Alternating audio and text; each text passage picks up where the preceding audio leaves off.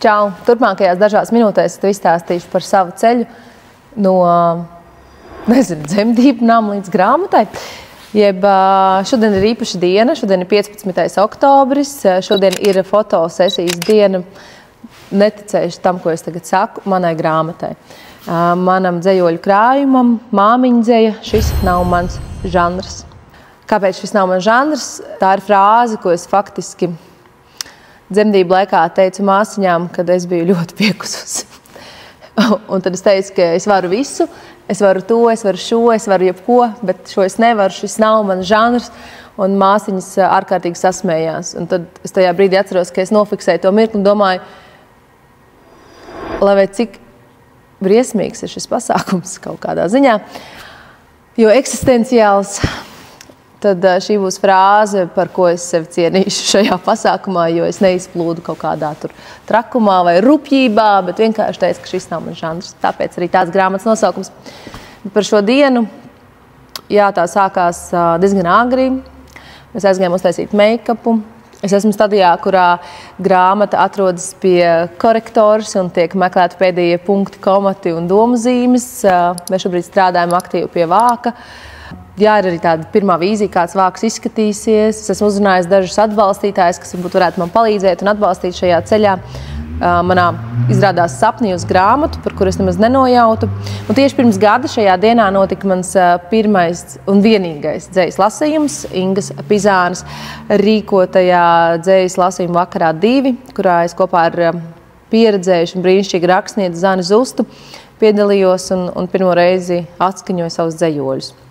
Un par to vakaru atceroties, es zinu, es esmu vadījusi jaungada nakti Latvijas televīzijā. Es esmu vadījusi Ķīpsvalā liels pasākums 3 un 5 tūkstošiem cilvēku, bet es nekad vēl nebiju bijusi tik ļoti uztraukusies.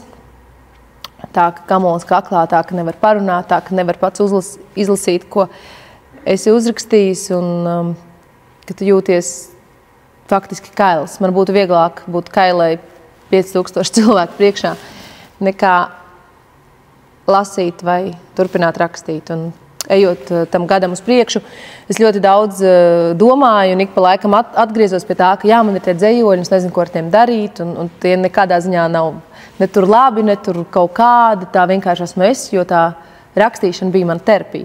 Man terapija, kad bērnam bija 4 mēneši, es sāku iet vienkārši uz koprakstīšanām, kur satiekas dažādi cilvēki piekdien rītos. Mēs vienkārši 2 stundas kopā rakstījām, katrs rakstīja savas lietas, vai dienas grāmatu, vai vēl kaut ko. Un vienkārši neviļus no manis sāka nākt ārā dzejoļi. Un tā kā es arī savas grāmatas, vienā no pirmiem dzejoļiem rakstu, es tā kā ilgi apšaubīju, vai es varu rakstīt. Es apzinos, cik man dzīve ir laba un forša, un kaut kur vienmēr liekas, ka rakstnieki ir tādi, kuriem jābrauc ar 2 riteņiem, jo viņi labāk lietu kārtību jūt pasaulē. Un noteikti es nepretendēju uz kaut kādu vārdu dzejnieci, tāpēc es nosaukusi arī šo grāmatu par māmiņu dzeju, jo šī bija mana terapija un rakstīt var katrs un darīt var ik viens jebko, un es ļoti ceru, ja šī grāmata, kas vēl ir ceļā, ieraudzīs to dienas gaismu un tiešām sasniegs jūs. Man bija tikai viens jautājums, kāpēc es to gribu darīt. Un tad, kad es sapratu no visas sirds, ka es šo grāmatu gribu izdot tikai tāpēc, lai pateiktu, kā skumt, ļauties mentālajam ķīselim, nevarēt un saprast, ka tu nedrīksti nevarēt, apšaubīt sevi, citus, savas attiecības, izvēles, izjust sāpes, mokus un visiem tiem ārprātīgi daudziem triggeriem iet cauri, ir tikai normāli.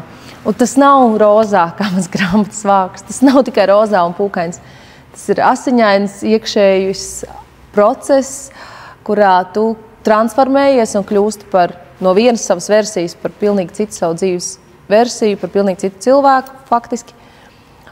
Un it kā no malas visiem liekas, ka tas ir normāli, un to ir darījuši miljoniem sieviešu vēl pirms mums, bet tu tā godīgi to paskaties. Mēs esam ļoti laimīgas sievietes, jo mums ir iespēja pārdzimt jaunā realitātē.